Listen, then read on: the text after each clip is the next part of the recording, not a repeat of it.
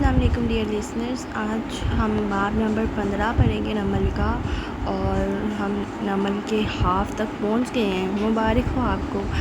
اور 15 باب پڑھ لیے ہیں، 15 اور رہتے ہیں، تو تب تک میرے ساتھ جڑے رہیے اور میرے چینل کو لائک کر دیں، میرے چینل کو سبسکرائب کر دیں اور میری ویڈیو کو لائک کر دیں اور کمنٹ کر دیں اینڈ شیئر کر دیں، اور بیل آئیکن بھی پریس کر لیں تاکہ آنے والی ہر ایپیسوڈ آپ تک پہنچ جائے۔ تو چلیے شروع کرتے ہیں۔ بسم اللہ الرحمن الرحیم۔ اور وحی کی آپ کے رب نے شہد کی مکھی کی طرف، یہ وہ کمرہ ہے جہاں میں کبھی نہیں گئی، یہ وہ کمرہ ہے جہاں میں کبھی سانس نہیں لے سکی۔ اندھیرا یہاں چمگادر کی طرح پھیلا ہے، کوئی روشنی نہیں سوائے ایک مدھم ٹارچ کے۔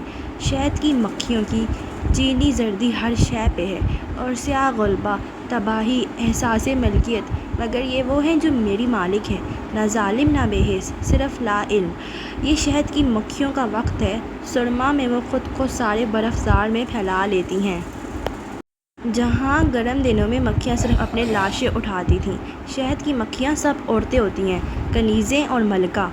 وہ اپنے مردوں سے چھٹکارا پا چکی ہوتی ہیں۔ موسم سرما عورتوں کے لیے ہے، کیا اس سرما میں ان کا چھتا برقرار رہ پائے گا؟ کیا وہ اگلے سال میں داخل ہو سکے گا؟ وہ کس چیز کا ذائقہ محسوس کریں گی؟ کرسمس کے گلابوں کا؟ شہد کی مکھیاں آزاد اڑنے لگی ہیں، وہ بہار کی چمک محسوس کر رہی ہیں۔ ہاشم سے جلد معذرت کر کے وہ دونوں اٹھ آئیں۔ خاموش، بالکل خاموش۔ گھر میں کھانے کی میز سیٹ تھی۔ حنین اور زمر چپ چاپ آ کر بیٹھ گئیں۔ کھانا شروع ہوا۔ حنا نے چند لقمے بامشکل لیے، زمر کی تو بھوک مر چکی تھی۔ فارس کھانا کھاتے ہوئے غور سے اسے دیکھ رہا تھا مگر بولا کچھ نہیں۔ ادھر کھانا ختم ہوا، ادھر حنا بیسمنٹ کی طرف چلی گئی، وہ بھی تیزی سے پیچھے گئی۔ سب مڑ مڑ کر ان کو دیکھ رہے تھے۔ انہیں کیا ہوا؟ پہلے زمر نے تہہ خانے کا دروازہ لاک کیا، پھر نیچے آئی تو دیکھا حنا ادھر ادھر چکر کاٹ رہی تھی، نفی میں سر ہلا رہی تھی۔ حنین، یاد ہے میرے نکاح والے روز سعدی کسی حلیمہ سے اس کے باس سے ملنے کی اپائنٹمنٹ لے رہا تھا؟ سارے شہر میں ایک ہاشم کی سیکریٹری تو نہیں ہوگی حلیمہ نام کی؟ حنین ماننے کو تیار نہ تھی۔ زمر تیز نظروں سے اسے گھورتے سامنے آ کھڑی ہوئی۔ مگر سارے شہر میں جس حلیمہ کا باس تمہارے ایگزامز میں چیٹنگ والی بات جانتا تھا وہ ہاشم ہی تھا۔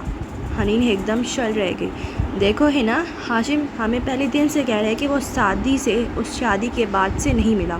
اس نے کرن حماد کے جاننے والوں کی شادی کا ذکر کیا، وہ شادی جس میں زمر نے مسز جواہرات سے مدد مانگی تھی۔ مگر ہاشم ہم سے جھوٹ بول رہا ہے، نوشیروان بھی جھوٹ بول رہا ہے، وہ دونوں کچھ ضرور جانتے ہیں۔ کچھ بھی نہیں، کبھی نہیں، وہ کبھی ایگزامز والی بات بھائی کو نہیں بتائیں گے۔ وہ نفی میں سر ہلا رہی تھی۔ اور بھائی کو ہاشم سے ملنے کے لیے اپائنٹمنٹ کی کیا ضرورت؟ بھائی کے کال ریکارڈز میں بھی آپ کے نکاح کے وقت کسی کو کال کرنے کا ریکارڈ نہیں ملا تھا۔ ہو سکتا ہے وہ کوئی اور سم استعمال کر رہا ہو۔ کچھ تو تھا اس ملاقات میں جو ہاشم نے اسے ہم سے چھپایا۔ ہاشم بس کر دیں پھپھو، وہ ایک دم چلائی۔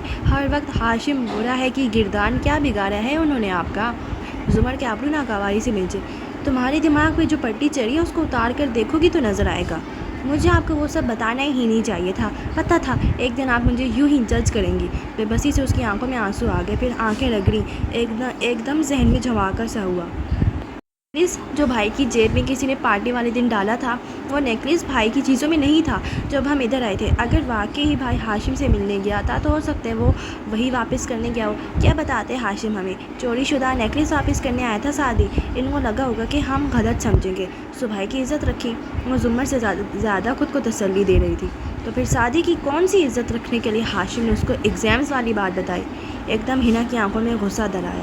انہوں نے کچھ نہیں بتایا ہوگا، میں کبھی یقین نہیں کر سکتی، مگر آپ تو مجھے جج کریں گی نا آپ؟ ٹھیک ہے، ساری عقل آپ میں ہے، میں اندھی سے۔ زمر پیر پٹک کر مڑی اور سیڑھیاں چڑھتی گئی۔ حنین گہرے گہرے سانس لیتی وہیں کرسی پہ بیٹھ گئی۔ اس کی رنگت اڑ چکی تھی اور ہاتھ پیر میں جان نہیں تھی، مگر گردن نفی میں ہلا رہی تھی۔ میں کبھی یقین نہیں کروں گی۔ زمر اپنے بغض اپنے پاس رکھے، کبھی ان کو فارس ماموں قاتل لگتے ہیں، کبھی ہاشم۔ اس نے موبائل اٹھایا اور اسکرین روشن کی۔ ہاشم کا آخری پیغام، کین آئی کال یو، 1.5 ماہ پہلے آیا تھا۔ پورے اگست دونوں کی کوئی بات نہیں ہوئی۔ ابھی پھر اس کا میسج آیا۔ زمر جانتی ہے کہ تم مجھ سے بات کرتی ہو؟ اس نے پوچھا۔ میں تو پچھلے 7 سال سے آپ سے بات کرتی آئی ہوں، اس میں چھپانے والی کیا بات ہے؟ وہ بظاہر حیران ہوئی مگر ذہن مزید الجھتا جا رہا تھا، مگر وہ بات کرتی گئی۔ زمر اوپر والے کمرے میں آ کر بیٹھی تو شدید غصے میں تھی۔ وہ صوفے پہ بیٹھا سیل فون پہ کچھ ٹائپ کر رہا تھا، نظر اٹھا کر اسے دیکھا۔ میں سن رہا ہوں۔ وہ چونک کر فارس کو دیکھنے لگی۔ کیا؟ وہی جو آپ کہنا چاہتی ہیں، بتائیں کیا مسئلہ ہے؟ اور اس ایک لمحے میں زمر کو لگا کہ اگر کوئی شخص تھا جو واقعی تحمل سے اس کی بات سنے گا تو وہ وہی تھا۔ وہ اس کی طرف گھومی۔ تم نے کوئی اتنا اندھا انسان دیکھے کبھی جس کے سامنے 1000 ثبوت لا کر رکھو تب بھی وہ نہ مانے؟ فارس نے نظر اٹھا کر سر سے پیر تک زمر کو دیکھا۔ جی دیکھا ہے، زمر غور کیے بنا کہے جا رہی تھی۔ لوگ اتنے اندھے کیوں جاتے ہیں کہ نہ بات سنیں نہ سمجھیں؟ کیونکہ ان کے ایموشنز انوالوڈ ہوتے ہیں۔ زمر بالکل چپ ہو گئی، پھر سر جھٹک کر رخ پھیر گئی۔ وہ چند لمحے اس کو دیکھتا رہا۔ آپ اور حنا بیسمنٹ میں کیوں گئی تھی؟ مگر زمر کے پاس جواب تیار تھا۔ حنین سے کہا تھا ایک کلائنٹ کے لیے کچھ کام کرنے کو وہی دیکھ رہی تھی۔ اسے پتہ تھا زمر جھوٹ نہیں بولتی، سو مطمئن ہو گیا، مگر وہ خود شدید غیر مطمئن تھی اور اس سب میں دراز میں رکھا کی چین اس کے ذہن سے یکسر محو ہو چکا تھا۔ جب کجے کف مسکن ٹھہرا اور جیب و گریباں تو کو رسم آئے کہ نہ آئے موسم گل، اس درد جگر کا کیا ہوگا؟ نیچے تہ خانے میں بیٹھی حنین موبائل پہ ٹائپ کر رہی تھی۔ Okay good night. فون رکھا تو خمر کا اثر ہوا ہونے لگا، سکون ختم ہو گیا۔ وہ تو زخم پہ صرف برف کی ڈلی رکھ رہی تھی، ادھر برف پگھلی ادھر جلن پھر سے شروع۔ جب سوچوں سے تنگ آ گئی تو شیخ کی کتاب اٹھائی اور وہیں فرش پہ بیٹھ گئی۔ پچھلے 2 ماہ سے اس نے یہ کتاب نہیں پڑھی تھی۔ جب بھی تکلیف ہوتی وہ حاشیے میں ڈسٹریکشن ڈھونڈتی۔ اب صفحے کھولے تو روشنی کا سا چمکتا دروازہ سامنے آیا، اسے دھکیلا تو قدیم دمشق کی ایک دوپہر کھلتی چلی گئی۔ مدرسۃ الجوزیہ کے سامنے کا منظر نامہ زرد سا تھا، ایسے میں مسجد کے سامنے درخت تلے بیٹھی تھی۔ وہ تھک چکی تھی، تھکان بہت شدید تھی اور اپنا آپ کمزور محسوس ہو رہا تھا۔ وہ کتنی دیر وہیں تپتی دوپہر میں بیٹھی رہی۔ قریب میں پانی کا جوہر تھا، وہ کنکر اٹھا اٹھا کر اس میں پھینکتی رہی۔ پانی میں دائرے بنتے رہے، دفتن اس نے قدموں کی چاپ سنی۔ سر اٹھایا تو ہر طرف سے لوگ چلتے ہوئے اس کے قریب آ رہے تھے، یہاں تک کہ اس کے گرد دائرہ سا لگ گیا، ہجوم کا دائرہ۔ وہ سب اسے دیکھ رہے تھے، چمہ گوئیاں کر رہے تھے۔ وہ الجھی ہوئی سی بیٹھی تھی۔ تبھی لوگوں نے راستہ چھوڑا اور حنا نے دیکھا اس کے بارش شیخ ساتھ قدم قدم چلتے آ رہے ہیں۔ وہ اسی طرح بیٹھے ان کو ٹکر ٹکر دیکھے گئی۔ وہ اس کے قریب آ ٹھہرے، تعصب بھری مسکراہٹ سے اس کا چہرہ دیکھا۔ تبھی ایک صدا لگانے والے نے صدا لگائی۔ کیا ہے اس شخص کی دوا جس کو ایک لا علاج مرض نے یوں جکڑ لیا ہو کہ اس کا دین اور دنیا دونوں برباد ہونے والے ہوں؟ شیخ نے گہری سانس بھری۔ اللہ نے اتاری ہے ہر مرض کی دوا، جو اسے جانتا ہے وہ اسے جانتا ہے، جو اسے نہیں جانتا وہ اسے نہیں جانتا۔ اور تب حنا نے دیکھا کہ شیخ کے ساتھ کوئی موجود ہے۔ اس پرانے زمانے کی پرنٹ میں ایک رنگین لڑکی، اس کی اینک لگی تھی، بالوں کی فرنچ چوٹی تھی، چہرہ تازہ اور شاداب تھا، اور وہ حنین کی طرف اشارہ کر کے شیخ سے پوچھ رہی تھی اسے کیا مرض لاحق ہے؟ درخت تلے بیٹھی حنا نمک کا مجسمہ ہو گئی ششدر۔ وہ اسے دیکھتے ہوئے ساتھ والی لڑکی سے گویا ہوئے۔ اسے مرض عشق ہے۔ حنین ایک دم بدک کر کھڑی ہوئی، بے یقینی سے نفی میں سر ہلائے۔ یہ سب غلط ہو رہا ہے، میں یہاں نہیں ہوں، میں وہاں ہوں۔ اس لڑکی کی طرف اشارہ کیا۔ یہاں تو وہ بیٹھا ہوتا تھا، وہ لاغر کمزور ہڈیوں کا پنجر، وہ بیمار شخص۔ مجھے کوئی بیماری نہیں، میں ٹھیک ہوں۔ دونوں بازو سینے پہ پھیلائے وہ وحشت سے کہہ رہی تھی، پھر قدم بڑھائے تو جوہر کنارے زنجیر پا ہوئی پانی میں اپنا عکس جھلملایا۔ وہ ڈل، کمزور اور بے رونق چہرے والی، کہیں کھوئی سی لڑکی، وہ واقعی اس کا چہرہ تھا۔ اسے بے یقینی سے نفی میں سر ہلایا۔ وہ اس کے قریب آ کھڑے ہوئے۔ علاج کے لیے ضروری ہے کہ مریض کو اپنے مرض کا ادراک بھی ہو، وہ خود صحت یاب ہونا چاہے تب بھی ہو سکتا ہے۔ کیا تم ٹھیک ہونا چاہتی ہو؟ حنین کا گویا دل ہی ٹوٹ گیا۔ اپنے عکس کو دیکھتے وہ زمین پہ بیٹھتی چلی گئی، آنسو اس کی آنکھوں سے روا تھے۔ یہ میں نہیں ہوں، یہ میں نہیں ہو سکتی۔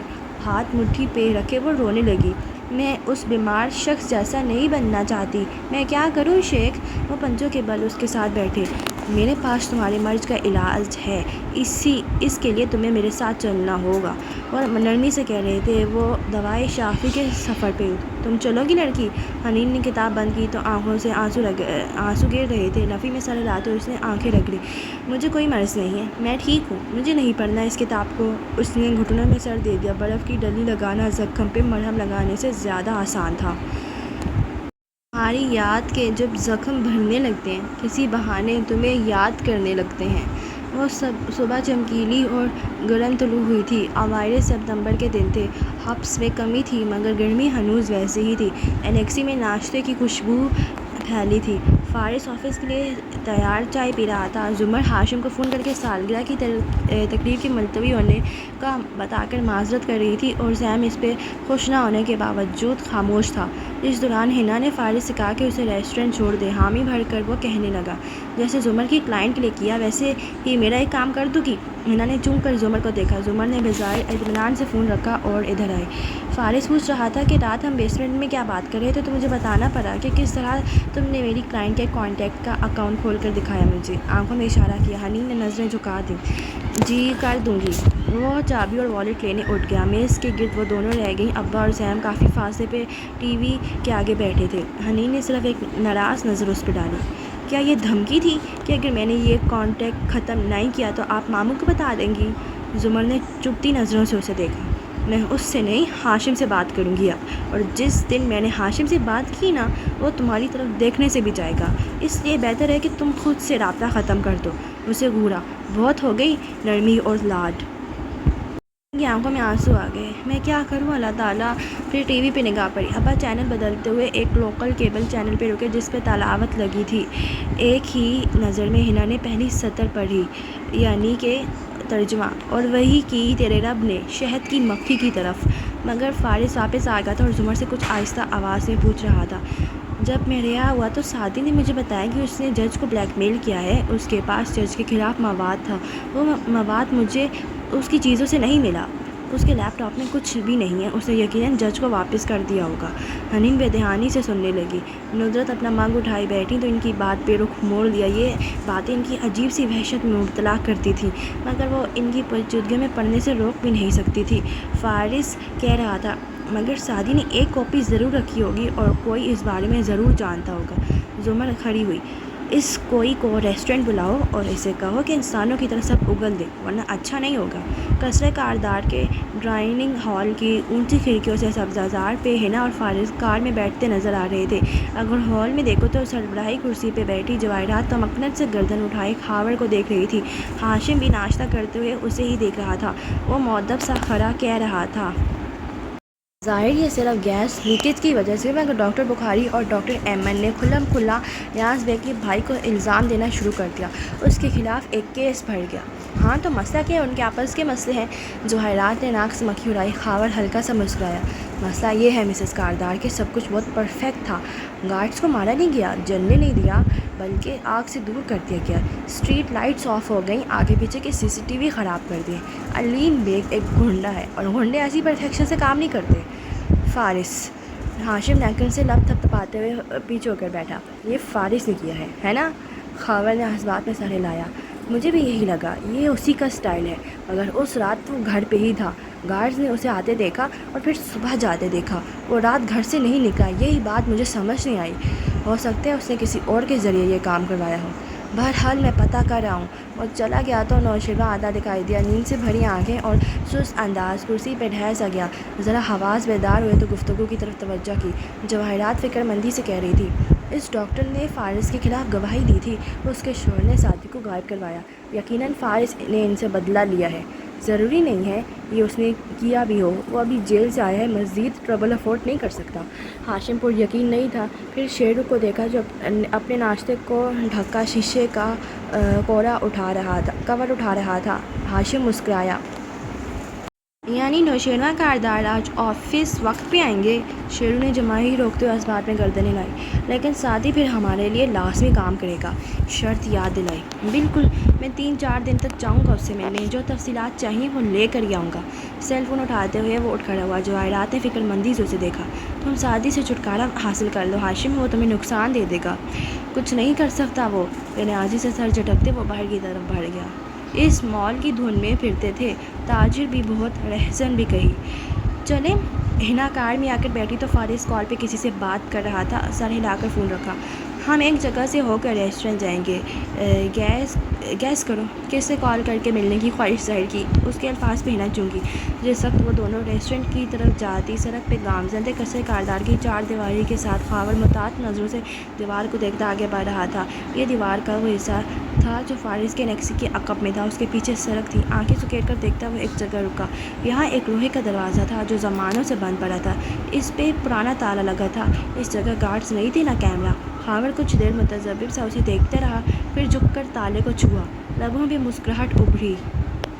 تالا پرانا اور زنگ آلود بھی، مگر اس کے مقفول ہونے کی جگہ پہ زنگ نہیں تھا، جیسے تیل وغیرہ ڈال کر صاف کیا گیا ہو۔ چابی گھسانے والی جگہ کا زنگ بھی صاف تھا۔ تو فارس غازی رات کو ادھر سے نکلتا تھا؟ گڈ گڈ، اس کے ہاتھ خزانہ لگ گیا تھا۔ فارس اور حنین ریسٹورنٹ میں داخل ہوئے تھے اور ایک دم ہنا رکی۔ تعجب سے فارس کو دیکھا اور شکل یوں بنائی جیسے حلق تک کڑوا ہو گیا ہو۔ سامنے کونے والی کرسی پہ تازہ دم اور خوبصورت شہرین کردار بیٹھی تھی، لبوں پہ سرخ لپسٹک اور سنہرے بالوں کی چھوٹی سی پونی۔ فارس کو دیکھ کر مسکرا کر کھڑی ہوئی، اس پہ نظر پڑی تو مسکراہٹ میں کمی آئی۔ تو آپ پھپھو سے چھپ کر اس سے ملتے ہیں؟ اس کی دھڑیالی محبت پھر سے جاگی۔ بکو مت، اس نے پہلی دفعہ ملنے کا کہا ہے، کوئی کام تھا۔ اسے کڑک کر وہ آگے آیا، اس کے سامنے کرسی کھینچ کر بیٹھا۔ حنین بھی منہ بناتی ساتھ بیٹھی۔ مجھے نہیں معلوم تھا تمہاری بھانجی بھی تمہارے آفس جاتی ہے۔ شہری کو ہنا کا آنا ناگوار گزرا تھا۔ حنین نے صرف ایک کاٹدار نظر اٹھا کر اسے دیکھا۔ ہم ضروری کام سے جا رہے تھے، تمہارے فون پہ۔ فارس نے کلائی کی گھڑی دیکھی۔ 15 منٹ نکالے ہیں، اب بتاؤ کیا بات تھی؟ ایک لمحے کے لیے شہری کو سمجھ میں نہیں آیا کہ کیا کہے، پھر ہلکے سے شانے اچکائے۔ میں سعدی کے کیس کا پوچھنا چاہتی تھی۔ میں نے سنا تھا کوئی مہنگی گن استعمال ہوئی ہے سعدی کی شوٹنگ میں۔ اگر تم کہو تو ہاتھ میز پہ باہم ملا کر رکھتی آگے ہوئی۔ تمہیں پاپا سے کہہ کر اس گن کے لائسنس نکلوا سکتی ہوں، تاکہ میں یہ کام 2.5 ماہ پہلے کر چکا ہوں۔ جن لوگوں کے پاس وہ گن ہے ان میں سے کوئی بھی ایک ہمارا دوست ہے نہ دشمن۔ تو پھر وہ گن کس کی ہوگی؟ ظاہر ہے اس کا نام اور ریکارڈ لسٹ سے مٹا دیا ہوگا، وہ سنجیدگی سے ٹانگ پہ ٹانگ جمائے بیٹھا کہہ رہا تھا۔ کون سی گن تھی وہ؟ آپ کو گس کے بارے میں کتنا پتہ ہے شیرین؟ حنین رہ نہیں سکی۔ شیرین نے تنک کر اسے دیکھا، پھر پرس سے ایک کو بیلٹ پستول نکال کر میز پہ رکھی۔ اگر آپ ہاشم کردار کی بیوی ہیں اور شوٹنگ کلب کی ممبر بھی ہوں تو آپ کو گنز کے بارے میں بہت علم ہوتا ہے۔ مجھے معلوم ہے تمہارے ہاشم اور شیرو کے پاس کون کون سی گن ہیں، ذرا اکتا کر اسے ٹوکا۔ مگر جو برانڈڈ گن استعمال ہوئی ہے وہ ماڈل آگے پیچھے کسی کے پاس نہیں ہے، گلاک G41۔ اور شیرین کا سانس اٹک سا گیا، بامشکل آنکھوں کو اس پہ رکھے مسکرائی۔ G41؟ اچھا۔ وہ رکی، تاثرات پہ قابو پا لیا۔ وہ گنز کی بات کرنے ہی نہیں آئی تھی، وہ تو ہنا کو دیکھ کر بات بنانی پڑی۔ اگر اس نے پہلے چیک کر لیا ہوتا کہ اگر کچھ اور نہیں ہے تو ہم جائیں۔ وہ فون جیب میں ڈالتا کھڑا ہوا۔ شہری نے جبری مسکرا کر سر کو خم دیا۔ ہنا بھی بے دلی سے اٹھی، تبھی نگاہ سامنے دیوار پہ جا ٹھہری، جہاں بڑی سی کیلیگرافی آویزاں تھی اور اس پہ خطاطی سے لکھا تھا، وہی آیت اور وحی کی آپ کے رب نے شہد کی مکھی کی طرف۔ حنین کی آنکھیں سکڑیں، صبح والی ٹی وی اسکرین یاد آئی، مگر سر جھٹکا۔ یہ صرف ایک اتفاق تھا۔ فارس کے ساتھ وہ باہر نکلی تو ذہن بہت الجھا ہوا تھا۔ خواہ مخواہ ٹائم ضائع کروایا اس پلاسٹک نے۔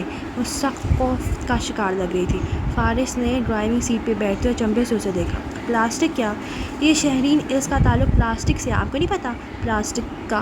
تعجب سے اسے دیکھا، پھر ٹیک لگائی بتانے لگی۔ یہ اپر مڈل کلاس اور ایلیٹ میں پائی جاتی ہیں، بچپن سے ان کی ٹریننگ ہوتی ہے، بھاری کتاب سر پہ رکھ کر سیدھے چلنے کی، ہونٹوں کو مخصوص زاویے پہ رکھنے کی، جب بھی کھڑی ہوں گی کوہنیاں برابر اور ہاتھ 3 انچ کے فاصلے پہ ہوں گے، چہرے کو بالکل سپاٹ اور گردن کو اٹھا ہوا رکھتی ہیں۔ وائٹ اور بیج کا ہر شیڈ ان کے پاس ہوتا ہے۔ بے حد دبلی پتلی اور ڈائٹ کانشیس ہوتی ہیں، دراصل انورگسک ہوتی ہیں، فاقے کرتی ہیں۔ کسی دن کچھ زیادہ کھا لیں تو حلق میں انگلی ڈال کر کیک کر دیتی ہیں۔ اس شدید جسمانی مشقت کے بعد ان کے چہرے پہ گویا خول سا چڑھ جاتا ہے اور یہ پلاسٹک لگنے لگتی ہیں۔ وہ خبر نامہ پڑھنے کے انداز میں بتا رہی تھی۔ ڈرائیو کرتا فارس بے اختیار ہنس دیا۔ اچھا، ویسے تمہاری پھپھو کیا ہیں؟ وہ پلاسٹک تھوڑی ہیں، وہ نیچرل ہیں۔ ذرا قریب ہو کر آہستہ سے بولی۔ مگر نیچرل سیسا، وہ بھی کھولتا ہوا وہ بڑبڑایا اور پھر دونوں ہنس پڑے۔ وہ بہتر محسوس کر رہی تھی، ریسٹورنٹ قریب تھا۔ مجھے شکوے ہے میرے بھائی کہ تم جاتے ہوئے لے گئے ساتھ میری عمر گزشتہ کی کتاب۔ احمد شفیع جب ریسٹورینٹ میں داخل ہوا تو دیکھا سامنے ایک میز کے پیچھے وہ تینوں بیٹھے تھے، کسی انٹرویو پینل کے انداز میں، بار بار گھڑی دیکھتا کان کی لو مسلتا فارس، گھگریالی لٹ انگلی پہ لپیٹتی منتظر سی زمر، اور انگلیاں مروڑتی گردن جھکائے بیٹھی حنین۔ احمد گہری سانس بھر کر رہ گیا۔ چلو جی، سارا پاگل خاندان اکٹھا جمع ہے احمد شفیع کی کلاس لینے، ان کو بے عزتی کرنے کے لیے کوئی اور نہیں ملتا۔ منہ بناتا آگے آیا، سلام کیا، جس کا کوئی جواب نہ ملا، پھر بھی مسکرا کر سامنے بیٹھا۔ مجھے ہارون عبید کے ساتھ 1 گھنٹے میں چترال جانا ہے، اس لیے سعدی نے جج کو کس چیز سے بلیک میل کیا تھا؟ فارس نے اس کی بات نہیں سنی۔ احمد نے گہری سانس بھری۔ ہو گئی کلاس شروع۔ مسز زمر کانوں پہ ہاتھ رکھ لیں تو میں بتانا شروع کروں؟ معصومیت سے پوچھا۔ زمر نے گھور کر اسے دیکھا۔ میں سن رہی ہوں۔ احمد نے ٹھوڑی کھجائی۔ سعدی نے مجھے ایک بورڈ کے آفیسر، کانفیڈینشیل پریس OCP کے بارے میں بتایا تھا، جو ایک کرپٹ آدمی تھا اور ہر سال پیپر لیک کیا کرتا تھا۔ یوسف کا سانس رک گیا۔ ذرا دیر کے لیے احمد اور ان تینوں کو یہیں چھوڑ کر ہم پچھلے سال کے جنوری میں واپس جاتے ہیں، جب سعدی OCP صاحب کے گھر گیا تھا۔ وہ ایک گلٹ سے بھرا دل اور جھکے کندھے لے کر وہاں آیا تھا۔ آنٹی کے پاس ڈرائنگ روم میں سر جھکائے بیٹھے اس نے بھاری ضمیر سے کہا تھا، میں ان کی وفات کے اتنے عرصے بعد آ رہا ہوں، مجھے بہت افسوس ہے ان کا۔ یہ حنین کے بتانے کے 1 ماہ بعد کا ذکر ہے۔ کوئی بات نہیں، جو تمہاری بہن نے کیا وہی ہمارے لیے بہت ہے۔ اس نے چون کر سر اٹھایا، مگر آنٹی بہت محبت اور سادگی سے کہہ رہی تھی، وہ وہی جانتی تھی جو حنا نے کیا، وہ نہیں جو ان کے شوہر نے کیا اور جس کا گلٹ ان کو لے ڈوبا۔ وہ چائے کے لیے اٹھی تو سعدی نے سر ہاتھوں میں گرائے بے اختیار دعا مانگی، اللہ تعالیٰ، میں آپ کے سامنے اپنی بہن کی غلطی کو جسٹیفائی نہیں کروں گا، میں کوئی صفائی نہیں دوں گا، لیکن اس کی نیت ان کی جان لینے کی نہیں تھی۔ اللہ، آپ کو پتہ ہے کہ اس کو علم نہیں تھا کہ یہ سب ہو جائے گا۔ پلیز میری مدد کریں، میں کسی طرح ان کی فیملی سے معافی مانگ سکوں، ایک ایماندار افسر کے ضمیر کی قیمت لگانے کے بوجھ سے دل کو آزاد کر سکوں۔ جو آپ پہ بھروسہ کرتے ہیں آپ ان کو رسوا نہیں کرتے، پلیز اللہ مجھے اس بوجھ سے نکال لیں۔ چہرے پہ ہاتھ پھیر کر وہ سیدھا ہوا۔ آنٹی چلا رہی تھی۔ انکل کی ڈیتھ ہارٹ اٹیک سے ہوئی تھی، کیا زیادہ پریشان رہتے تھے آخری دنوں میں؟ وہ نظریں ملائے بنا پوچھ رہا تھا۔ نہیں، ٹھیک تھے بالکل، بیٹی کی شادی ہو گئی تو مطمئن تھے، بلکہ خوش بھی تھے۔ سعدی نے اطراف میں نگاہ دوڑائی۔ دیوار پہ ان کی بیٹی کی شادی کے فوٹو شوٹ کی چند فریمز لگی تھیں، خوبصورت جگر جگر کرتے لباس میں موجود تھی اور گھر کی عورتیں، قیمتی زیور۔ سعدی کی نگاہیں ڈرائنگ روم میں ادھر ادھر دوڑیں، قیمتی پردے، ڈیکور پیسز۔ اس نے سر جھٹکا۔ آخری دن کیسے تھے؟ اس دن رزلٹ آیا تھا نا؟ بالکل ٹھیک تھے سعدی، نارمل باتیں کرتے رہے تھے، اور بلکہ جسٹس صاحب سے بھی ٹھیک گپ شپ کرتے رہے۔ وہ تو ان کے جانے کے بعد کافی دیر سے میں ان کے کمرے میں گئی تو سر نفی میں ہلا کر آنٹی نے آنکھ کا کنارہ صاف کیا، لیکن سعدی یوسف خان کا دماغ ایک جگہ اٹک گیا تھا۔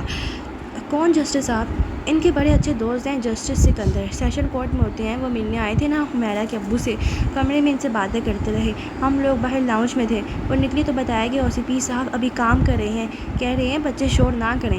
میری بڑی بیٹی کے 2 بچے بھی آئے ہوئے تھے نا۔ ان کے جانے کے کافی دیر بعد میں اور حمیرہ اندر آئی تو دیکھا وہ فوت ہو چکے تھے، استعفیٰ بھی لکھا پڑا تھا۔ سعدی ایک دم آگے ہو کر بیٹھا۔ آپ نے ڈاکٹر کو بلایا تھا؟ ہاں، ڈاکٹر نے بتایا ہارٹ اٹیک سے موت ہوئی ہے۔ آپ نے پوسٹ مارٹم کروایا تھا؟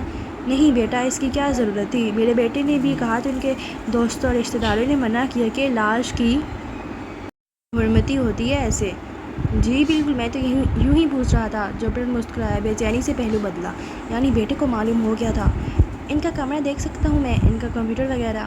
بیٹا کمپیوٹر اور فائلز تو محکمے والے اٹھا کر لے گئے تھے، کمرہ دیکھ لو، تم اپنے گھر کے بچے ہو، صفائی وغیرہ کرتی ہوں مگر ان کی باقی چیزیں نہیں چھیڑتی۔ اسے ایک کمرے میں لے آئیں، وہ بیڈ روم چھوٹا مگر پرتعیش تھا، گھر کافی دفعہ رینوویٹ ہوا لگتا تھا۔ سعدی کے جھکے کندھے اٹھ چکے تھے اور بھاری دل ہلکا ہو رہا تھا۔ وہ ان کی کتابیں دیکھ رہا تھا، آگے پیچھے کوئی کاغذ کوئی فائل نہیں چھوڑی تھی محکمے والوں نے۔ دفتر میں رکا، اسٹڈی ٹیبل کے وسط میں کپ رکھا تھا، اس میں چند پین تھے، ایک پین مختلف تھا۔ سعدی نے وہ سلور پین اٹھایا اور ڈھکن کھولا، اندر USB پلگ تھا۔ اس نے جلدی سے ڈھکن بند کیا، پھر آنٹی کی طرف مڑا۔ مجھے انکل سے بہت عقیدت تھی، اگر آپ کو برا نہ لگے تو ان کا ایک قلم رکھ لوں، میرے دل کا بوجھ ہلکا ہوتا رہے گا۔ اور آنٹی نے کھلے دل سے اجازت دے دی۔ وہ ان سے چارجر نہیں مانگ سکتا تھا، لیکن کوئی بات نہیں، چارجر کہیں سے خرید لے گا۔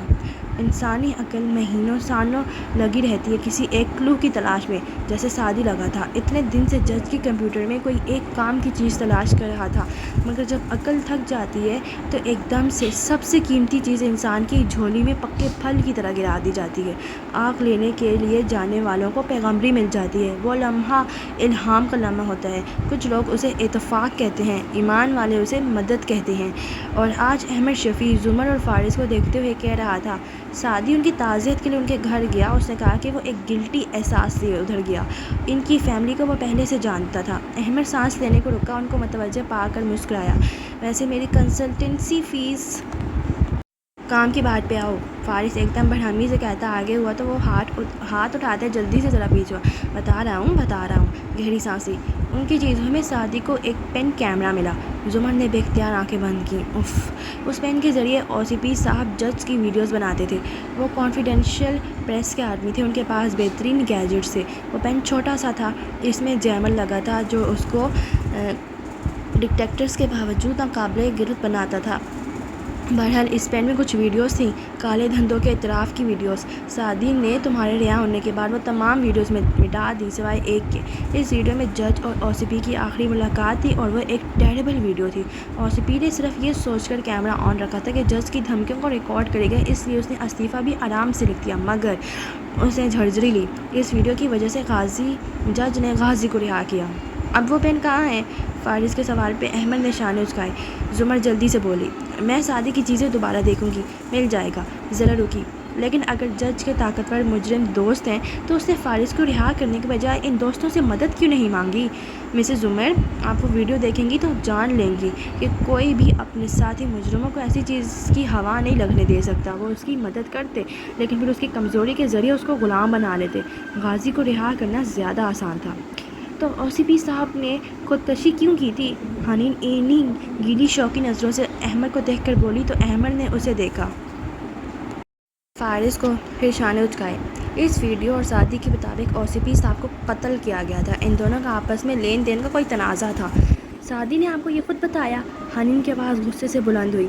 احمد نے سنبھل کر جی میں سر ہلایا۔ حنین نے گلے بھری نظر زمر پہ ڈالی، احمد کی طرف اشارہ کیا، یہ کون ہے؟ ان کو کیوں بتایا؟ میں بہن تھی، مجھے کیوں نہیں بتایا؟ ایک دم سے سچویشن آکورڈ ہو گئی تھی۔ فارس احمد کو اشارہ کرتا اٹھ گیا، وہ دونوں چلے گئے تو حنین نے آنسو ہاتھ کی پشت سے رگڑے، بھائی کو مجھے بتانا چاہیے تھا، میں سمجھتی رہی میں نے ان کی جان لی ہے۔ حنین، یہ سب اس لیے ہو رہا ہے کیونکہ ہمیں سعدی نے کچھ نہیں بتایا۔ رہی OCP کی بات تو میں نے تمہیں کہا تھا نا، ان کے لیے پیپرز دینا آسان تھا کیونکہ وہ یہ کام پہلی دفعہ نہیں کر رہے تھے، مگر جب میں نے ان سے کہا تو ان کے تاثرات وہ بالکل ٹوٹ کر رہ گئے تھے، کیونکہ ہے نا جس چیز کو وہ اتنے سالوں پیسے کے بدلے بیچتے آئے تھے، پہلی دفعہ وہ انہیں اپنے خاندان کی عزت کے بدلے بیچنی پڑی۔ یہ جھٹکا کسی کو بھی ہلا سکتا ہے۔ حنین نے آزاد میں سر ہلایا اور آنسو رگڑے، میں نے ان کی جان نہیں لی، لیکن پھر بھی میں قصوروار ہوں، بلیک میل اور چیٹنگ کی۔ حنین، دنیا میں تمہارے آس پاس کوئی ایسے انسان نہیں جس سے کبھی کوئی گناہ نہ ہوا ہو، فرق اس بات سے پڑتا ہے کہ گناہ کے بعد تم کیا کرتی ہو۔ میں نے توبہ کی تھی سچے دل سے۔ توبہ یہ نہیں ہوتی کہ اس گناہ کا ڈپریشن لے کر ہر شے تیاگ کر بیٹھ جاؤ۔ توبہ مایوسی اور خود اذیتی کا نام نہیں ہے۔ تو پھر کیسے کی جاتی ہے توبہ؟ وہ ہلکا سا بولی، توبہ نصوح کا مطلب ہے انسان کو احساس گناہ ہو، پھر ندامت گناہ ہو، پھر معافی مانگے اور اگر کوئی کفارہ ہے تو وہ ادا کرے، پھر دوبارہ وہ کام نہ کرنے کا عہد کرے اور پھر اچھے کام کرے۔ توبہ مثبت سوچ کا نام ہے، فریش سٹارٹ لینے کا، نئی زندگی کے آغاز کا۔ اور پھر سب معاف ہو جاتا ہے؟ ہاں، سب معاف ہو جاتا ہے، مگر ہر گناہ سے بڑا گناہ پتہ ہے کیا؟ اپنے گناہوں کو جسٹیفائی کرنا۔ حنین نے آہستہ سے اسبات میں سر ہلایا، اسے بے اختیار اپنی کتاب اور شیخ یاد آ رہے تھے۔ ہاشم سے یوں بات کرنا ایگزام سے بڑی چیٹنگ ہے، یہ سعدی اور فارس کے ساتھ چیٹنگ ہے۔ اس کا فون بجنے لگا تو گفتگو ختم ہو گئی۔ حنین اٹھ کھڑی ہوئی، زمر نے موبائل اٹھاتے ہوئے اسے پکارا، مجھے وہ پین مل گیا ہے حنین۔ حنا نے چونک کر اسے دیکھا، مگر اس کی بیٹری ختم ہے، اس کا چارجر ڈھونڈ دو مجھے اور ہم اس کو کھول لیں گے۔ ابھی فارس یا احمد کو نہیں بتانا، مجھے کسی پہ اعتبار نہیں ہے۔ اس کو وہیں چھوڑ کر زمر گل خان کی تلاش میں نکل آئی، جو تجھ سے عہد وفا استوار رکھتے ہیں۔ چند منٹ بعد وہ اس زیر تعمیر مکان میں کھڑی تھی۔ وہ اب تعمیر کے آخری مرحلے میں تھا، دروازے لگ چکے تھے، سیمنٹ ہو چکا تھا۔ ایسے میں اس کی چھت پہ بنے ایک کمرے جو 3 ماہ پہلے کھلا میدان تھا اور جہاں سارا چھپی تھی، گل خان ساتھ کھڑا مایوسی سے ادھر ادھر زمین پہ ہاتھ مار رہا تھا، پھر ہاتھ جاڑتے اٹھا۔ وہ موتی ادھر ہی چپکے تھے باجی، بعد میں فرش برابر ہوا تو گم ہو گئے۔ کس کے موتی؟ اور تم نے مجھے ابھی تک نہیں بتایا کہ سعدی کا کی چین تمہیں کہاں سے ملا؟ وہ دونوں ہم گھر کی سیڑھی اتر رہے تھے۔ باجی ہمارا تایا ادھر مزدوری کرتا ہے، اسے سعدی بھائی نے یہاں نوکری دلوا کر دیا تھا۔ بھائی کو گولی لگنے کے تیسرے یا چوتھے دن اس گھر کا ٹھیکیدار ہمارے گھر آیا۔ تائے کو بولا کہ کسی عورت کا پرس ادھر گرا ہے، اس گھر میں کس نے اٹھایا؟ تائے نے بولا ہم ڈھونڈ دے گا۔ وہ ٹھیکیدار چلا گیا۔ مگر باجی یہ جو گل خان ہے نا، اس کا کاپی بہت چلتا ہے۔ وہ مرچ مسالے لگا کر پورے ایکشن کے ساتھ کہانی بیان کر رہا تھا۔ ہم کو تائے پہ شک ہو گیا، بس پھر کیا تھا، ہم نے تائے کا جاسوسی کیا تو کیا دیکھتے کہ وہ الماری سے گلابی رنگ کا بٹوا نکال کر دیکھ رہا ہے۔ اس کو یہ ادھر چھت پہ پڑا ملا تھا، اس کا 2 موتی ٹوٹا ہوا تھا اور سیمنٹ پہ چپکا تھا۔ تائے نے پرس اٹھا کر اس جگہ بجری ڈال دی۔ یہ سارا بات اس نے اگلے دن ٹھیکیدار کو بتایا۔ ٹھیکیدار بہت دیندار آدمی ہے، 5 وقت کی نماز پڑھتا ہے اور صرف 2 ٹائم ہیروئن بیچتا ہے۔ مگر اس نے کہا کہ بٹوا عورت کو واپس کرنا ہے تو تائے نے اس میں سے تھوڑے سے پیسے نکال کر الگ کیے اور بٹوا الگ رکھا۔ بس ادھر تایا سویا، ادھر گل خان نے الماری پہ چھاپا مارا۔ وہ تحمل سے سنتی ہوئی چلتی جا رہی تھی، مگر اندر کیا دیکھتا ہے کہ ایک ہیرے کی انگوٹھی ہے، یہ جگر جگر چمکتی، اور بھی پیسے ہیں، 1-2 انگریزی کے کارڈ بھی تھے، اور باجی اس میں سعدی بھائی کا چابی بھی تھا۔ زمر نے چون کر اسے دیکھا۔ پھر ہم نے چابی اٹھا لیا۔ دیکھو باجی، ہم بھائی کا بہت وفادار ہے، ہم نے اسے حفاظت سے رکھا۔ پھر ہم پشاور چلا گیا، واپس آیا تو اتنے دن مجھے کیوں نہیں دیا؟ گل خان کی اس بات پہ سیٹی گم ہو گئی۔ وہ باجی تمہارا بندہ ہر وقت آگے پیچھے پھرتا رہتا ہے، ہم کو اس سے ڈر لگتا ہے۔ سر کھجایا مگر اس نے دھیان نہیں دیا، واپس مڑی۔ مجھے اس ٹھیکیدار سے ملواؤ، فکر نہ کرو، میں کی چین کا نہیں بتاؤں گی۔ ٹھیکیدار کا منہ کھلوانے میں 5 منٹ بھی نہیں لگے تھے، وہ فڑ فڑ بتانے لگا۔ وہ ایک عورت تھی، اس نے چادر کر رکھی تھی، چہرہ بھی ڈھک رکھا تھا۔ وہ میرے پاس آئی اور اپنے پرس کا پوچھا۔ اس سے کہا کہ وہ ایک وکیل ہے اور یہاں اس قتل کیس کے سلسلے میں آتی جاتی رہتی ہے، اس لیے پرس کھو بیٹھی۔ میں نے 1-2 روز میں پرس ڈھونڈ کر دے دیا۔ وہ دوبارہ اسی گھر میں ملنے آئی تھی، اس نے پیسے بھی دے دیے، مگر وہ خوش نہیں تھی، بار بار چابیوں کے گچھے کا پوچھتی تھی۔ کوئی اور بات جو اس کے بارے میں یاد ہو؟ وہ سوچنے لگا، پھر نفی میں سر ہلایا۔ نہیں میڈم جی، دبلی پتلی تھی، لڑکی سی لگتی تھی، ہاں رنگ گورا تھا اور آنکھیں ہلکے رنگ کی تھی، نیلی سبز سرمئی۔ اگر وہ کبھی دوبارہ آئے تو آپ اس نمبر پہ مجھے بتائیں گے۔ ایک کارڈ اسے پکڑاتے ہوئے اس نے تاکید کی۔ جب وہ واپس آئی تو سوچ میں گم تھی۔ ریسٹورنٹ میں داخل ہوئی اور سیدھا اوپر چڑھتی گئی۔ نیچے ریسٹورنٹ میں اکا دکا لوگ تھے۔ حنین کونے والی میز پہ آ بیٹھی اور ہتھیلی پہ چہرہ گرایا۔ میں توبہ کر چکی ہوں، معافی مانگ چکی ہوں، مگر ہاشم کو کیسے چھوڑوں؟ نہیں، انہوں نے بھائی کو کچھ نہیں بتایا، مگر پھر مجھے اتنا شک کیوں ہے؟ سر جھٹک کر حنین نے سیل فون نکالا اور پھر دوپٹہ سر پہ لیتے ہوئے online Quran download کیا۔ کتنے عرصے سے اس سے قرآن نہیں پڑھا تھا، اس کو ایسے سمجھ نہیں آتا تھا جیسے بھائی کو آتا تھا۔ حالانکہ سعدی اور سیم نارمل ذہانت کے لوگ تھے، جینیس تو وہی تھی، تو ساری ماں جینیس لوگ کیوں کھاتے ہیں؟ قرآن کھلا تو وہ بے دلی سے انگوٹھے سے اسکرین اوپر کرتی گئی، صفحات اوپر نکلتے گئے، بالآخر ایک جگہ وہ رکی، آنکھیں بند کی۔ اس نے سوچ لیا کہ اب جو بھی وہ آیت پڑھے گی اس پہ عمل کرے گی، چاہے وہ یہ کیوں نہ ہو کہ عورتوں کو چھپے دوست نہیں بنانے چاہیے، یا پردہ کرنا چاہیے، یا نگاہوں کی حفاظت کرنی چاہیے۔ نگاہیں کھلی اور اسکرین کو دیکھا، اور اللہ ہی ہے جس نے اتارا آسمان سے پانی تاکہ زمین کو اس کی موت کے بعد اسے زندہ کر دے۔ بے شک اس میں ایک نشانی ہے، اور ان لوگوں کے لیے جو غور سے سنتے ہیں۔ بارش کا ذکر ہو رہا ہے یہاں، گڈ، آگے چلو۔ اس نے اگلی آیت پہ نظر مرکوز کی۔ اور تمہارے لیے بے شک چوپائے مویشیوں میں ایک نشانی ہے، ہم تمہیں پلاتے ہیں ان کے پیٹوں سے خون اور گوشت کے درمیان سے خالص دودھ جو خوشگوار ہے پینے والوں کے لیے۔ تمہارے لیے بے شک چوپائے مویشیوں میں ایک نشانی ہے، ہم تمہیں پلاتے ہیں ان کے پیٹوں سے اور خون اور گوشت کے درمیان سے خالص دودھ جو خوشگوار ہے پینے والوں کے لیے۔ مطلب کہ اللہ تعالیٰ کا احسان ہے کہ وہ خون اور گندگی کو دودھ سے نہیں ملنے دیتے، یوں ہم خالص دودھ پی لیتے ہیں۔ ٹھیک۔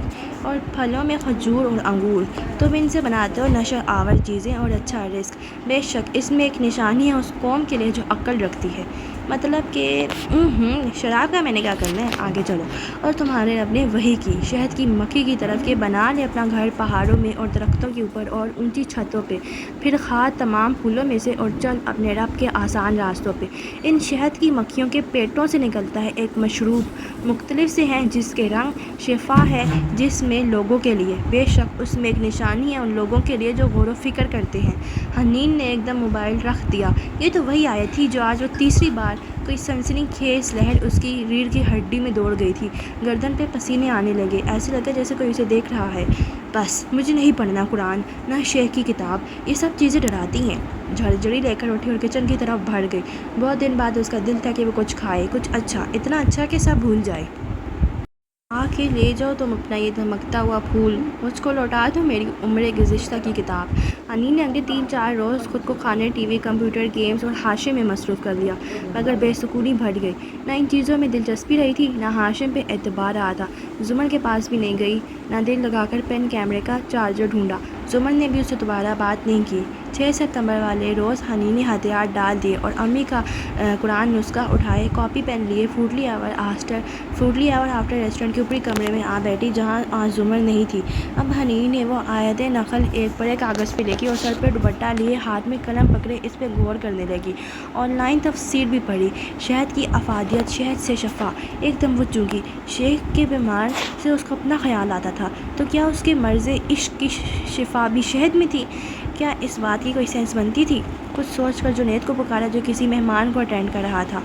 سنو جنید بھائی، وہ آیا تو وہیں کھڑے کھڑے پوچھنے لگی، یہاں آگے پیچھے کوئی ایسی جگہ ہے جہاں سے خالص، بالکل خالص شہد مل سکے؟ جنید نے اچنبھے سے اسے دیکھا۔ مجھے نہیں پتا، جانے لگا، پھر دوبارہ عجیب انداز میں اسے دیکھا۔ ایک دفعہ سعدی بھائی نے بھی مجھ سے یہی پوچھا تھا۔ کیوں؟ وہ چونکی۔ پتہ نہیں، وہ خود عجیب سے اچنبھے کا شکار واپس لوٹ آئی۔ آئے دن یہ خداوندگان مہر و جمال لہو میں غرق میرے غمکدے میں آتے ہیں۔ ان سب سے دور سمندر پار سعدی یوسف اپنے کمرے میں بیٹھا تھا۔ اب کہ وہاں کونے میں ایک اسٹڈی ٹیبل نظر آتی تھی جس پہ صاف جرنل رکھا تھا اور وہ پین سے اس پہ بے خیالی میں تکونے بنا رہا تھا۔ آج نئی میرون شرٹ پہن رکھی تھی، اس کے علاوہ کوئی خاص تبدیلی نظر نہ آئی تھی۔ دروازے کا لاک کھلنے کی آواز آئی، اس نے سر اٹھایا، 2 گارڈز اندر داخل ہوئے اور اسے چلنے کا اشارہ کیا۔ وہ اٹھا اور ان کے ہمراہ پہلی دفعہ اس کمرے سے باہر آیا۔ باہر کوئی لاؤنج، ڈرائنگ روم ٹائپ کچھ نہ تھا جیسے کہ اس کا گمان تھا، بلکہ ایک قدرے کھلا کمرہ تھا جس میں ٹی وی لگا تھا۔ کونے میں چند کرسیاں رکھی تھیں، وسط میں چھوٹی میز اور اس کے گرد 2 کرسیاں۔ ایک کرسی پہ وہ شخص زیگنا کے گرے سوٹ میں ملبوس، قیمتی پرفیوم کی مہک پہ بسا ٹانگ پر ٹانگ جمائے بیٹھا تھا۔ اس کو دیکھ کر سعدی کا سارا خون سمٹ کر آنکھوں میں آ گیا، مگر وہ کچھ نہ بولا، نہ آگے بڑھ کر اس کا گریبان پکڑنے کی کوشش کی، بس شرر بر نظروں سے اسے دیکھتا وہ میز کی دوسری طرف بچھی کرسی پہ آ بیٹھا۔ کمرے میں سعدی کے پیچھے 2 گارڈز تھے، 3 گارڈز دروازوں پہ تھے۔ کچن کی چوکھٹ پہ مؤدب سی میری کھڑی تھی۔ Hello again Saadi. وہ چپ رہا، صرف اسے چپتی نظروں سے گھورتا رہا۔ ہاشم کاردار نے گہری سانس لی۔ یور ویلکم، طنز کیا۔ سعدی کے لبوں پہ تلخ مسکراہٹ آ ٹھہری۔ تمہیں لگتا ہے کہ اپنی جان بچانے پہ میں تمہارا شکریہ ادا کروں گا؟ مسکراہٹ سمٹ کر صرف تپش رہ گئی تھی۔ پچھلے 3 ماہ سے اگر میں کسی کے جسم میں 3 گولیاں اتارنا چاہتا ہوں، کندھے، پیٹ اور ٹانگ میں، تو وہ نوشیروان ہے۔ نفرت ہو گئی ہے مجھے تمہارے بھائی سے، لیکن اس کے باوجود سچ یہ ہے کہ نوشیروان مجھے قتل نہیں کرنا چاہتا تھا، وہ بہترین نشانہ باز تھا۔ ذرا سی کوکین کے باوجود اس کا نشانہ خطا نہیں ہونا چاہیے تھا۔ وہ مجھے سر میں گولی مار سکتا تھا، سینے میں بھی مار سکتا تھا، مگر اس کو خود بھی علم نہیں کہ وہ مجھے گولیاں صرف اس لیے مار رہا تھا تاکہ مجھے نیچے گرا کر اپنے بوٹ سے مار سکے۔ یہ الگ بات ہے کہ اس کی گولیوں سے میں مر سکتا تھا اور اس کے لیے اسے کبھی معاف نہیں کروں گا میں۔ ذرا ٹھہرا، لیکن اگر تمہارا یہ خیال ہے کہ تم نے مجھے بچایا ہے تو خود کو آئینے میں دیکھو، نفرت سے اسے دیکھتے ہوئے کہہ رہا تھا، کیونکہ تم اپنے بھائی سے کہیں زیادہ سکھ ہو۔ جو الفاظ تم نے میری بہن کے بارے میں کہے، سچ کہوں تو تم سے امید نہیں تھی اس گھٹیا پن کی، لیکن پھر سوچا جو قتل کر سکتا ہے وہ کچھ بھی کر سکتا ہے۔ ایک دفعہ پھر کہوں گا، میری غیرت کو للکارنے سے پہلے آئینے میں دیکھنا، کیونکہ یہ الفاظ اس شخص کے منہ سے مضائقہ خیز لگتے ہیں جو نہ اپنی بہن کی حفاظت کر سکا، یہاں تک کہ وہ جیل چلی گئی، نہ اپنی سابقہ بیوی ہے، سر جھٹکا، میں تمہارے لیول پہ گر کر تمہاری والی زبان استعمال نہیں کر سکتا۔ حالانکہ اس نے یہ فکرے تیار کر رکھے تھے، ہر مرد کی طرح اسے بھی غصہ تھا، لیکن بولنے کا وقت آیا تو اسے پتہ تھا وہ ایسی باتیں نہیں کر سکتا۔ ہاشم کاردار انگلی اور انگوٹھے کے درمیان رخسار رکھے ہلکی سی مسکراہٹ کے ساتھ بیٹھا سنتا رہا۔ تمہاری تقریریں مجھے پسند ہیں، مگر ان کو مجھ پہ ضائع مت کرو۔ اگر تم کہہ چکے تو اب سنو۔ سادی پہ جمی اس کی آنکھوں میں سنجیدگی تھی۔ تم میرے آفس آئے، تم نے میرے خاندان کو دھمکایا، تم نے میرے بھائی کو گالی دی۔ مجھے ان دو الفاظ پہ افسوس تھا، مگر کیا وہ اتنے بڑے تھے کہ تمہارا آدھے مرد جتنا بھائی مجھے گولیاں دے مارے؟ عزت غیرت صرف تم لوگوں کی ہے۔ ہمارے سامنے ہماری عورتوں کی بات کرو اور ہم چپ چاپ سن لیں۔ میری بات دوبارہ مت کاٹنا۔ ہاشم نے انگلی اٹھا کر اس کو تنبیہ کی۔ تم نے میرے بھائی کو گالی دی، اس نے اپنا انتقام لیا، اس کے بعد بھی میں نے تم پہ رحم کہا اور تمہیں بچا لیا۔ میں تمہیں یہاں لے آیا، تمہارے اوپر اتنا خرچہ کیا، اس کے بعد تم مجھے کال کر کے ایک لسٹ تھماتے ہو کہ تمہیں یہ چیز چاہیے۔ استہزائیہ مسکرا کر سر جھٹکا، جیسے تم یہاں پکنک پہ ہو۔ کیا تم اتنی دور مجھے انکار کرنے آئے ہو؟ میں صرف یہ بتانے آیا ہوں کہ تمہیں تھوڑی بہت سہولتیں مل سکتی ہیں اور تمہاری فیملی کو تحفظ، خصوصاً تمہاری بہن کو۔ اگر تم میری بہن کا نام دوبارہ مت لینا۔ اس کی آنکھیں سرخ ہوئیں، بلند آواز سے گویا مگر وہ کہہ رہا تھا، اگر تم مجھے وہ دو جو میں چاہتا ہوں۔ کہتے ساتھ ایک فولڈر اس کے سامنے رکھا۔ سعدی نے شرر بر نظروں سے اسے گھورتے فولڈر پہ آنکھیں جھکائیں، پہلے صفحے کے چند الفاظ پڑھے، پھر اس کے ابرو تعجب سے سکڑے اور اس نے کاغذ اٹھا کر دیکھے۔ تم چاہتے ہو کہ میں تمہیں بتاؤں کہ جس کوئلے پہ ہم کام کریں اس کی BTV ویلیو کیا ہے؟ ناگواری سے ہاشم کو دیکھا۔ یہ کوئلے کی ہیٹنگ ویلیوز ہوتی ہیں۔ ہمارے کوئلے کی ڈینسٹی، پورosity، اس کا موئسچر کانٹینٹ، یہ باتیں تم مجھ سے پوچھ رہے ہو؟ یہ کانفیڈینشیل معلومات ہے، میں یہ نہیں دے سکتا۔ اس کے علاوہ بھی کچھ پوچھا ہے میں نے؟ ہاشم نے اسی سکون سے کاغذ کی طرف اشارہ کیا۔ سعدی نے برہمی سے اسے دیکھا۔ ہماری ایکسپیریمنٹل ڈیمونسٹریشن، ہمارے سارے لیب ورک کا ڈیٹا۔ تم چاہتے ہو کہ میں تمہیں یہ سب بتاؤں؟ ایسے ہم اپنی پروجیکٹ کو اسکیل اپ کریں گے۔ ہاشم کاردار، ہم نے راتوں کو جاگ کر تھر کے اس بیابان میں کام کیا۔ جس دن ہم نے پہلی دفعہ گیس بنا کر شعلہ جلایا تھا، اس دن اس پروجیکٹ کے ہر سائنسدان، ہر انجینئر اور ہر مزدور کی آنکھوں میں آنسو تھے۔ تم آئل کمپنی سے اس ملک کی بجلی کا بیڑا گھر کر دیا ہے۔ ہم تم جیسے IPPs کی تیل کی سیاست سے اس ملک کو نکالنا چاہتے ہیں، اور تم سمجھتے ہو کہ سعدی یوسف اتنا بے غیرت اور بے ضمیر ہے کہ وہ اتنی بڑی امانت ایک IPP کے مالک کے حوالے کر دے گا؟ پھر پیچھے ہو کر بیٹھا۔ ہم جو بھی کرتے ہیں قانون کے مطابق کرتے ہیں۔ ہاں، سعدی نے سر جھٹکا۔ میں بتاتا ہوں کہ تم کیا کرتے ہو۔ ادھر آؤ میری، میں تمہیں سمجھاتا ہوں۔ اسے اشارہ کیا، وہ متذبذب سی چلی آئی۔ میں تمہیں سادہ زبان میں سمجھاتا ہوں، مشکل اصطلاحات استعمال کر کے اپنی معلومات کا رعب تمہیں نہیں جھاڑوں گا۔ تمہیں پتہ ہے میری IPP کون ہوتے ہیں؟ Independent power producers. یہ پرائیویٹ اور خود مختار ادارے ہیں۔ تمہارے ملک میں بھی ایسی ہی ایک کمپنی کو چلا رہے ہیں۔ یہ لوگ فرنیس آئل سے بجلی بنا کر حکومت کو بیچتے ہیں، بدلے میں جب لوگ بل ادا کرتے ہیں تو اس بل سے یہ مزید تیل خرید کر مزید بجلی بناتے ہیں۔ یہ سائیکل چلتا رہتا ہے، لیکن ماشاءاللہ میرے ملک پاکستان میں امیر لوگ بجلی کے بل ادا نہیں کرتے۔ یوں سمجھو کہ 15 ٹکڑے چاہیے بجلی کے ملک کو، لیکن 13 کا ادا ہوا ہے تو اگلی دفعہ IPP 13 ٹکڑے بجلی بنائے گی۔ یوں چند گھنٹے کی لوڈ شیڈنگ ہو جائے گی۔ مگر پھر یوں ہوا کہ 90 کی دہائی میں ہماری حکومت نے ان IPPs کے ساتھ معاہدے کیے، جہاں بہت سی کمپنیز یوں سمجھو کہ 2 روپے کی بجلی بنا کر حکومت کو 4 روپے میں بیچنا چاہ رہی تھیں۔ وہاں حکومت نے ان IPPs کے ساتھ معاہدہ کیا جو 2 روپے کی بجلی حکومت کو 20 روپے میں بیچتی ہیں، کہ اس 20 روپے کا 10% اس شخص کی جیب میں جانا تھا جس کو ہم مسٹر 10% کہتے ہیں۔ اس سے بھی زیادہ قانونی بات سنو میری NGO، حکومت نے ان کے ساتھ یہ معاہدہ کیا ہے کہ چاہے یہ 1 ٹکڑا بجلی بنائیں چاہے 15 ٹکڑے، حکومت ان کو انہی 15 ٹکڑوں کی بجلی کے پیسے دیتی رہے گی۔ اب یہ قانونی لوگ ہر سال 10 یا 8 ٹکڑے بجلی بناتے ہیں۔ ان کا کیا جاتا ہے؟ جن دنوں زیادہ لوڈ شیڈنگ ہو رہی ہوتی ہے، اس کی وجہ ہوتی ہے کہ ہاشم کاردار جیسے لوگوں کا موڈ نہیں ہے زیادہ تیل خریدنے کا، اس لیے یہ کم بجلی بنائیں گے۔ یہ ہوتا ہے شارٹ فال، یہ ہے وہ لائن لاسز کی گردان کی حقیقت۔ پاکستان میں کوئی لوڈ شیڈنگ نہیں ہے، کوئی بجلی کا بحران نہیں ہے، یہ صرف IPPs ہیں۔ جب ان کو 15 ٹکڑوں کے پیسے مل رہے ہیں تو یہ بھلے 1 ٹکڑا بھی بنائیں، ان کو کوئی پوچھنے والا نہیں ہے۔ بول کر وہ سانس لینے کو رکا۔ ہاشم نے اشارہ کیا تو میری واپس مڑ گئی۔ اب تم ہمارے پروجیکٹ کی معلومات چاہتے ہو تاکہ اس کو لیک کر کے پروجیکٹ کو ثبوتہ سار کر سکو؟ پہلے تمہاری آئل لابی کی وجہ سے تھرکول حکومت پیسے نہیں دیتی، مزید کتنا نقصان دو گے تم اس ملک کو؟ تمہیں رات کو نیند کیسے آ جاتی ہے؟ دکھ، صدمے اور برہمی سے وہ بولا۔ ہاشم خاموشی سے سنتا رہا، اسے کوئی اثر نہیں ہوا تھا۔ تمہاری تقریر ختم ہو گئی؟ میرا جواب نہ میں ہے، تم جا سکتے ہو۔ فولڈر بیزاری سے واپس ڈالا۔ ہاشم چند ہمیں چپتی نظروں سے اسے دیکھا۔ تم وہ گفتگو بھول گئے ہو جو غالباً پچھلی دفعہ یہاں آ کر میں نے کی تھی؟ گود میں رکھی سعدی کی مٹھیاں بھیج گئی، مگر اس نے خود کو ٹھنڈا رکھا۔ نہیں سعدی، وہ تمہیں توڑنا چاہتے ہیں، تم نے نہیں ٹوٹنا۔ وہ گفتگو جس میں تم نے میرے خوف سے مجھے مفلوج کر دیا تھا، میں وہ ایک ایک لفظ دوبارہ دہرا سکتا ہوں، مگر تمہیں تکلیف ہوگی بچے، اور میں تمہیں بہت پسند کرتا ہوں۔ تمہاری محبت کا فلسفہ تمہاری ہی طرح کرپٹ ہے۔ تم اپنے محبوب لوگوں کو اپنا غلام بنا کر رکھنا چاہتے ہو۔ تم نے کبھی نوشیروان کو بڑے نہیں ہونے دیا، وہ ایک چیز کے لیے تمہارا محتاج ہے۔ تم نے شیرین کے ساتھ بھی یہی کیا، اسے اپنی مرضی کے سانچے میں ڈھالنے کی کوشش کی۔ تم مجھے پسند کرتے ہو، میں جانتا ہوں، کیونکہ مجھے تو سب پسند کرتے ہیں، کندھے اچکا کر لاپرواہی سے بولا، دل میں ابلتے غصے کو دبانے کی کوشش کی۔ تم نے مجھے اس لیے نہیں بچایا کہ تم مجھے پسند کرتے ہو، تم اپنے بھائی کو گلٹ سے بچانا چاہتے تھے اور مجھے اس کی کمپنی کے لیے استعمال کرنا چاہتے تھے، مگر میں رک رک کر بولا، میں نوشیروان نہیں ہوں۔ ہاشم کوٹ کا بٹن بند کرتے اٹھا۔ تمہارے پاس 3 گھنٹے ہیں، سوچ لو، میں کام سے جا رہا ہوں، مجھے واپسی پہ کاغذ بھرے ہوئے ملنے چاہیے، ورنہ تمہاری ہر دھرمی کی قیمت تمہاری بہن ادا کرے گی۔ سعدی نے سختی سے میز پہ ہاتھ جما دیا، پھر خود کو روکا۔ میں نے 1 مہینہ اس دن کے لیے مشق کی تھی، وہ اتنی جلدی نہیں ٹوٹ سکتا۔ تم کچھ بھی نہیں کر سکتے، جاؤ اپنا کام بھگتاؤ۔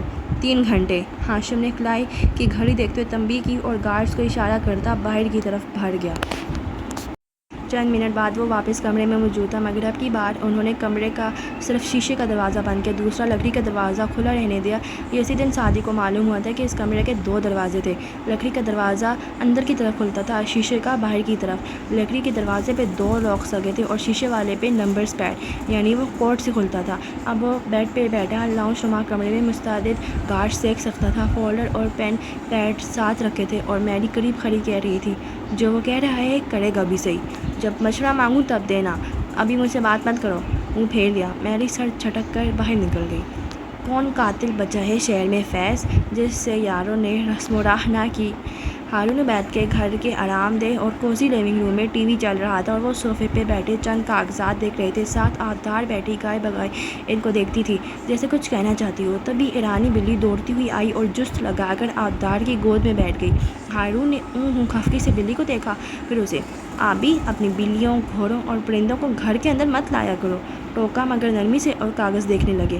آبدار نے تو جیسے سنا ہی نہیں، آلتی پالتی کر کے اوپر بیٹھی اور بلی کی نرم کھال پہ ہاتھ پھیر کر کہنے لگی، بابا آج آپ اتنے دن بعد دوپہر گھر پہ ہیں، ایسا کرتے ہیں چائنیز بنا لیتی ہوں، پھر ہم ساتھ لنچ کریں گے، ٹھیک؟ نہیں، مجھے ایک لنچ پہ پہنچنا ہے ابھی۔ یاد آیا مسز کاردار نے ویکینڈ پہ ہمیں کھانے پہ بلایا ہے، تم چلو گی؟ اور انہوں نے دیکھا ہی نہیں کہ چائنیز کا پلان کینسل ہونے پہ ابھی کی آنکھوں کی جوت کیسے بجھ گئی۔ ہلکا سے نفی میں سر ہلایا۔ میرا دل نہیں ہے جانے کا، اس دن بھی تو گئی تھی نا ہاشم کی عیادت کے لیے، اب اگر وہ لوگ آئے تو پھر جاؤں گی، روز روز جاتے اچھا نہیں لگتا۔ جیسے تمہاری مرضی۔ وہ کاغذات دیکھ رہے تھے، آبدار سر جھکائے بلی کو سست روی سے سہلاتی رہی۔ مسز کاردار کو آپ کو تحفہ کیسا لگا؟ آپ نے بتایا نہیں۔ دل کو پھر سے جوڑ کر گفتگو کا آغاز کیا۔ اتنا قیمتی بریسلٹ کیسے اچھا نہیں لگے گا؟ میں اس شعر کی بات کر رہی ہوں بابا، جو آپ نے مجھ سے لکھوایا تھا، من الماس رابع ملکہ دادم۔ میں نے تمہیں انگریزی میں لکھنے کے لیے کہا تھا، تم نے فارسی میں لکھ دیا۔ کوئی نہیں، کو سمجھ آ گیا ہوگا۔ خیر کیسی ہیں وہ؟ آپ لوگ ابھی بھی اپنے کارٹیل میں ساتھ کام کر رہے ہیں نا؟ تبھی ہارون کا فون بجا۔ آبدار نے اچک کر اسکرین دیکھی، ہاشم کاردار کالنگ۔